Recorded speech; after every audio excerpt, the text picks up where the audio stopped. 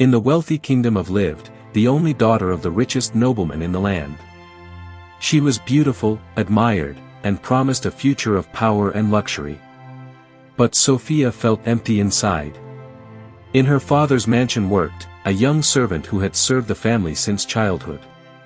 He was quiet, loyal, and carried pain in his eyes from a life of hardship. Sophia noticed him long before he noticed her. At first, it was small things. How he cared for the horses, how he worked late without complaint, how he smiled even when life was cruel. Slowly, Sophia fell in love. At night, she would sneak into the garden just to talk with him. Adrian tried to keep his distance.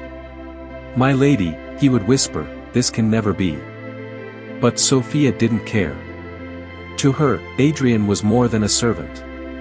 He was the only person who made her feel alive. As the months passed, Adrian's heart softened, and against all reason, he loved her too. But love like theirs was forbidden. When Sophia's father discovered their secret, his rage shook the house. "A servant," he shouted. "You would disgrace this family for a slave."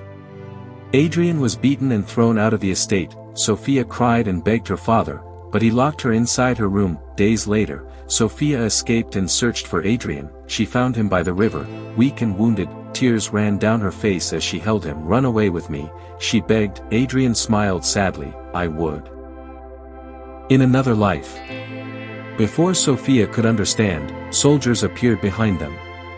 Her father had followed to protect Sophia. Adrian stood in front of her, but in the struggle, Adrian was struck by a sword. Sophia screamed as he fell into her arms. With his final breath, Adrian touched her face. "I loved you, more than freedom."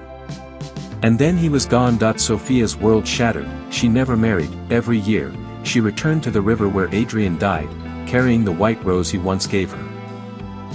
Because some love stories don't end in forever, some end in pain, but live forever in the heart.